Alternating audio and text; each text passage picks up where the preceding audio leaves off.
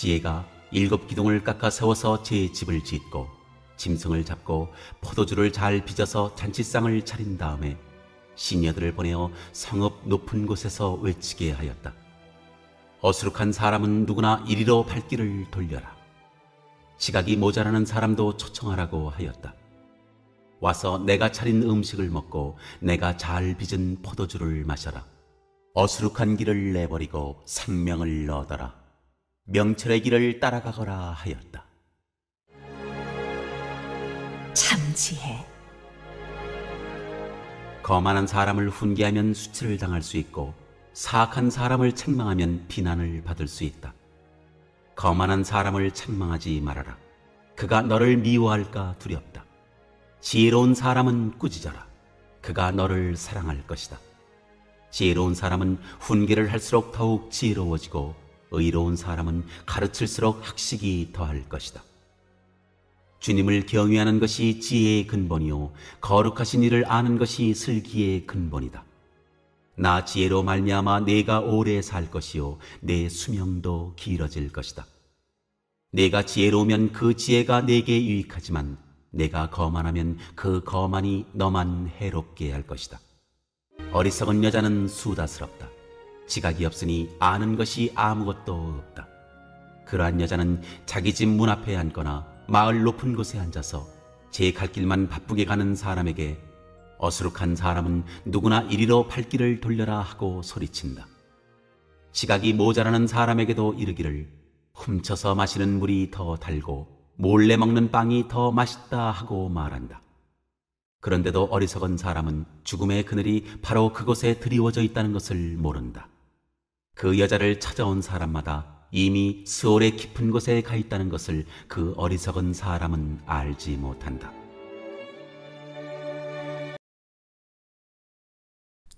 지혜가 7기둥을 깎아 세워 집을 짓고 가구를 들였다. 잔치 음식을 준비했다.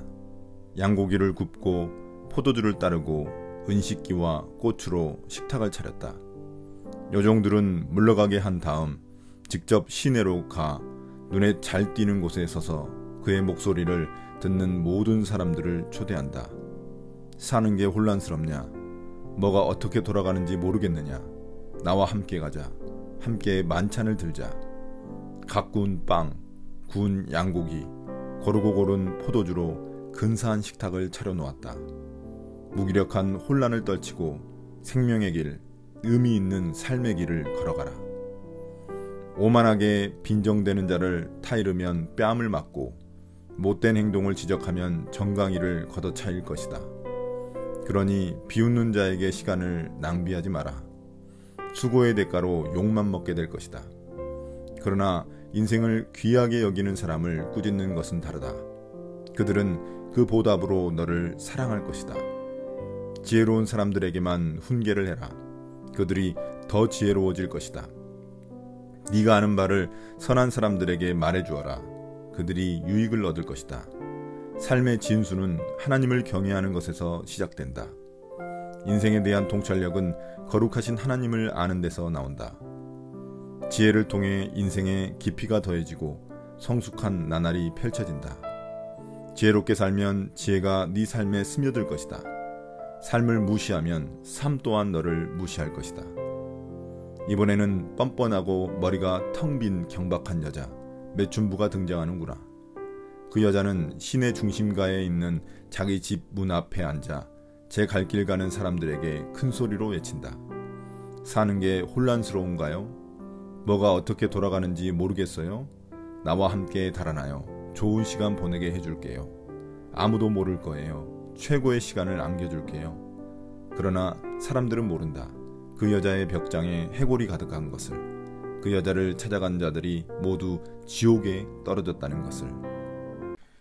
첫 번째 질문입니다. 오늘 말씀은 어떻게 구성되었나요? 오늘 말씀은 1장부터 9장까지 저자가 지금까지 해왔던 말의 결론 부분에 해당합니다.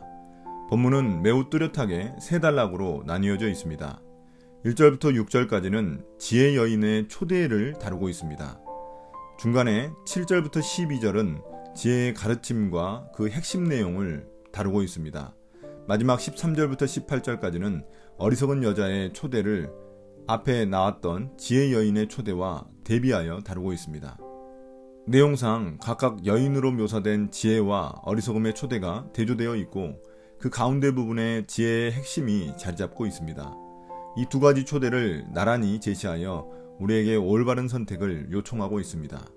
그 가운데 끼인 단락은 두 가지 선택에 대해 우리에게 생각할 수 있는 시간을 주는 역할을 하고 있습니다. 두 번째 질문입니다. 지혜 여인의 초대를 어떻게 묘사하고 있나요? 여인으로 표현된 지혜는 마치 건축가처럼 기둥이 7개인 거대한 집을 지어 사람들을 초대하고 있습니다. 성경에서 7이란 숫자는 완전수로서 지혜의 지위가 얼마나 높고 고귀한지를 드러내주고 있는 것입니다. 고기와 포도주를 준비하고 시녀들을 사람들이 많은 곳에 보냅니다. 성읍 높은 곳에서 시녀들이 외친 것은 더 많은 사람들이 잘 듣도록 하기 위해서입니다. 지혜는 모든 사람에게 열려 있습니다. 여기서 지혜 여인은 특히 어리숙한 자를 부르는데 그들은 전에도 지혜의 초청을 무시한 자들입니다. 다시 한 번 더 지혜는 그들이 어리석은 길에서 발길을 돌릴 기회를 주고 있습니다. 그들을 적극적으로 초대하여 자신이 준비한 잔치에 참여할 것을 초청하고 있습니다. 왜냐하면 지혜 여인이 준 음식을 먹는 사람은 생명을 얻고 명철의 길을 가게 되기 때문입니다. 세 번째 질문입니다. 거만한 사람, 사악한 사람은 누구인가요? 중간 단락에서 거만한 사람, 지혜로운 사람이 대조되어 있습니다. 7절에서 거만한 사람은 사악한 사람과 동일한 의미이고 9절에서 지혜로운 사람은 의로운 사람과 동일한 의미입니다.